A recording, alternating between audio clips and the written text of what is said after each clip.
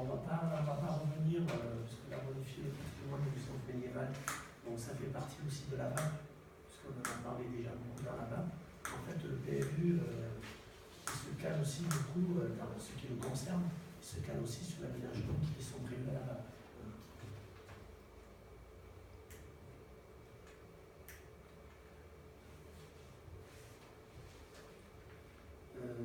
Si vous avez des questions, vous m'arrêtez là.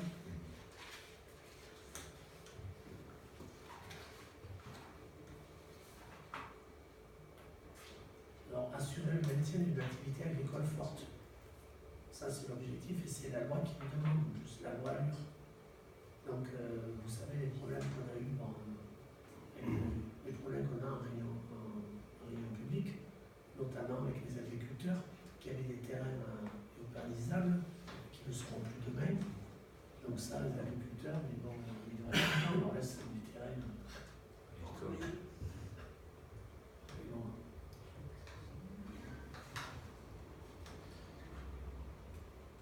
On reviendra plus loin sur les contraintes. Donc un territoire à vivre. Pour ça, vous aviez le document, on en a parlé en réunion publique, on l'a déjà évoqué maintes fois dans les groupes de travail. Donc, si vous avez des questions. Il n'est pas fait dans ce document, il n'est pas fait référence à une dimension culturelle.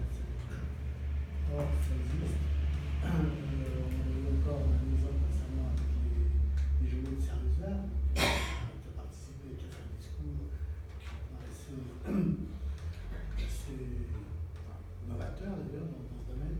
Et pourquoi est-ce qu'il n'est pas fait mention de cette dimension dans ce document? Bonne question.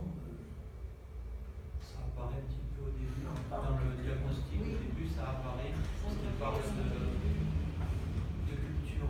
Enfin, il parle d'associations. Oui, d'associations, voilà, c'est ça. Voilà, Réseau d'artistes. Culture. Et si la culture se résume à celle qui fait à l'école de musique, association et réseau d'artistes.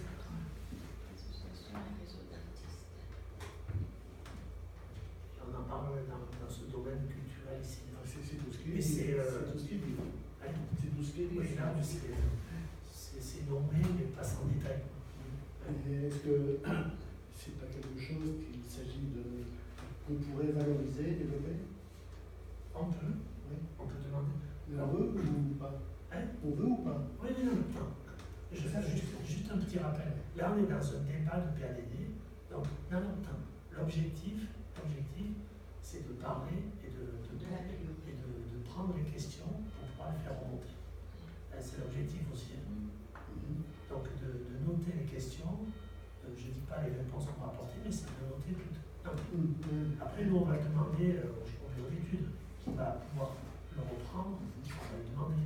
Et c'est l'objectif, justement, c'est le débat au sein du conseil municipal qui est obligatoire, dans lequel, justement, Donc tu poseras la question au directeur. ce sera noté dans la délibération maintenant.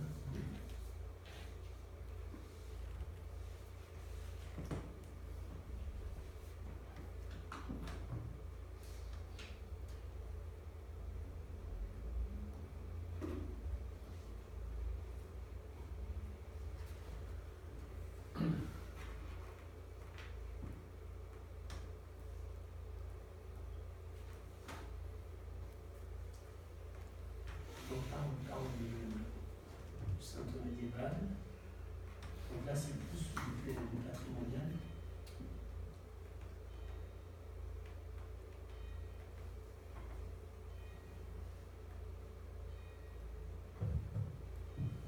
Donc là, on parle de l'activité agricole, comme on disait tout à l'heure.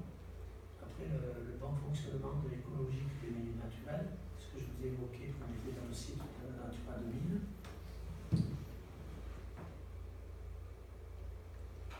Donc là, le territoire à vivre, donc assumer le rôle structurant des schémas communaux, favoriser le maintien de la population, maintenir et développer l'offre de services à la population, soutenir l'emploi et l'activité économique, réconcilier et préserver les ressources communales des risques.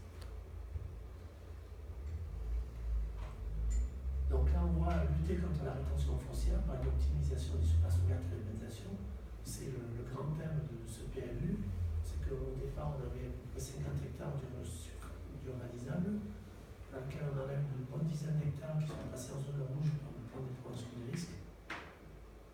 qu'après, au vu de ce qui s'est passé depuis plus de 10 ans sur la commune, en termes de constructibilité, et l'État, ils appliquent des règles. Voilà, ça a évolué comme ça, comme ça et comme ça. Donc aujourd'hui, vous avez besoin que de temps de surface. C'est aujourd'hui, c'est pour ça que l'État est venu à nous dire à un moment, vous avez droit à 7-8 hectares. Voilà. Par rapport au développement qu'il y a eu depuis 10 ans, donc la surface consommable en termes d'appartements, donc il faut réduire, et d'autant qu'aujourd'hui, il y a aussi d'autres contraintes au niveau de l'urbanisation. C'est qu'autant avant, on parlait de construire des maisons sur 2000-2500 mètres carrés. Aujourd'hui, c'est plus du tout ça. On parle de 15 logements hectares. Donc les surfaces de parcelles des maisons individuelles, c'est plus du tout les 2000 mètres carrés. Donc au départ, l'État nous avait mis la barre à 7 hectares. Donc aujourd'hui, on est arrivé à faire remonter à 12 hectares. On était à 10, petit à petit on avait noté, on arrive à environ 12 hectares. Et tout ça parce que le logement qui doit se faire maintenant, il doit se faire sur un espace beaucoup plus petit. Oui. L'éternel problème avec la loi Allure, c'est la consommation de l'espace. Parce que bon, nous, on ne peut pas dire que c'est le cas ici, mais bon, après les lois, c'est d'une manière générale. Il y a des départements qui ont vu leur campagne carrément disparaître en morceaux. Pourquoi il y a une loi en montagne? Mais la loi montagne, il n'est pas pour ça, c'est autre chose.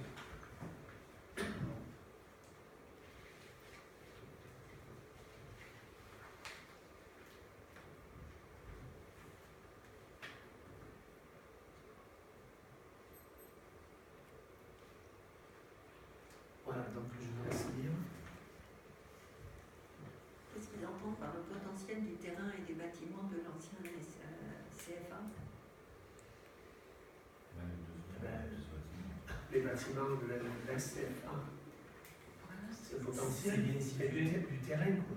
C'est du terrain. Le terrain est un potentiel, les bâtiments, non. C'est un bel endroit.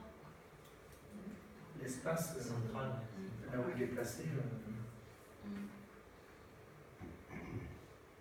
c'est pas le bâtiment qui vaut cher.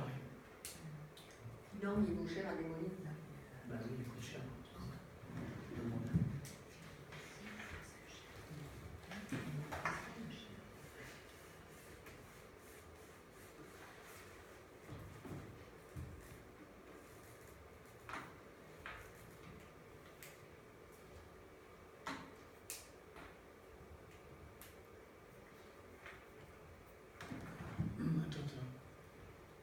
Je descends.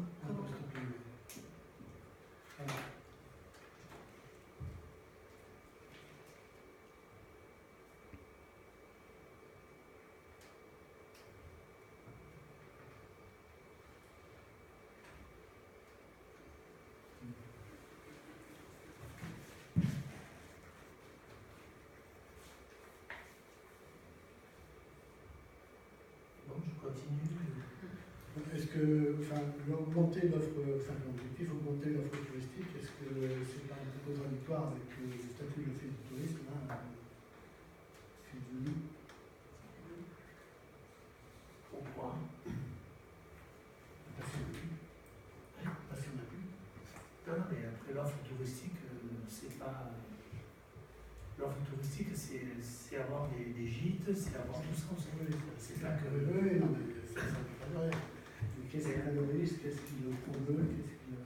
Parce qu'après, en termes, tu parles d'office de tourisme, il n'y en a plus. Bon, on est dans un carton là. Bon, c'est tout. Ah non, mais on va pas en faire un débat. Mais bon, j'espère de tout cœur que ça, le 1er janvier, on va repartir sur un truc à plat. Mais d'une manière générale, sur un indicateur de toute façon. surtout le BHN, je parlais, c'est parce qu'on a déjà galéré pendant une année. Là. Après, augmenter la flotte touristique, c'est notamment sur les gîtes. Hein. Si on a un bâti, si on a un patrimoine, c'est aussi des visites. Oui, non, mais C'est- Après, c'est aussi avec le plan d'eau, la géomètre, voilà, c'est tous les gens qui viennent visiter, c'est les sentiers de randonnée, c'est les espaces VTT, c'est toute la randonnée d'une manière au sens large, la randonnée quoi. La randonnée, elle peut être pédestre, elle peut être VTT, elle peut être équestre, elle peut être.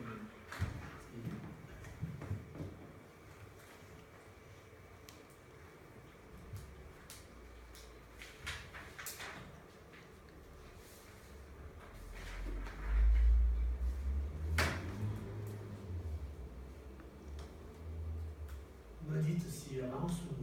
Ah, c'est bon. De toute façon, j'arrive au bout. Voilà. Bon, après, on peut revenir si vous voulez, si vous avez des questions. Donc, je reviens sur le point que nous sommes dans un débat.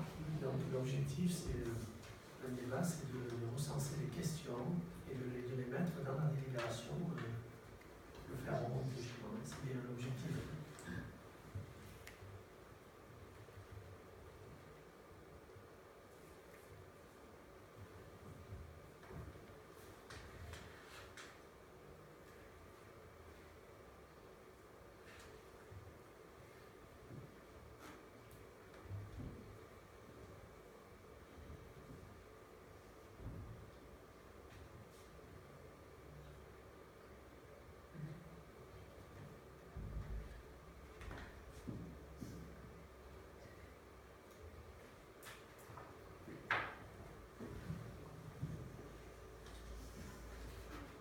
Vous avez d'autres questions?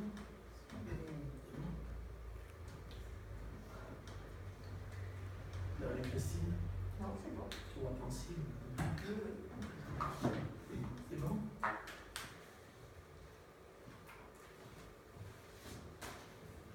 Voilà, donc le débat, les questions qui se posent, là, donc c'est formalisé dans la délibération. Là, c'est bien l'objet. D'accord.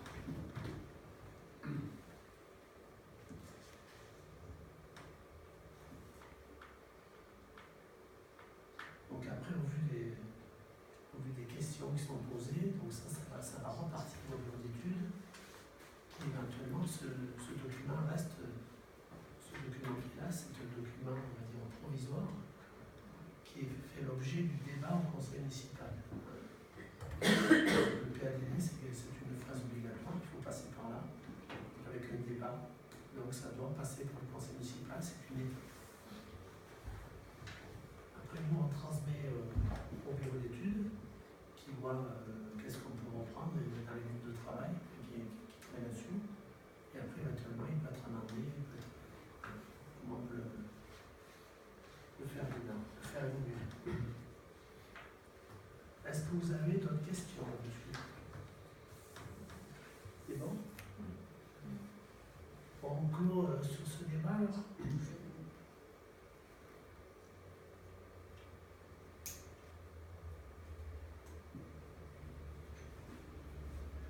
Donc, on ne vote pas puisque c'est un débat, hein.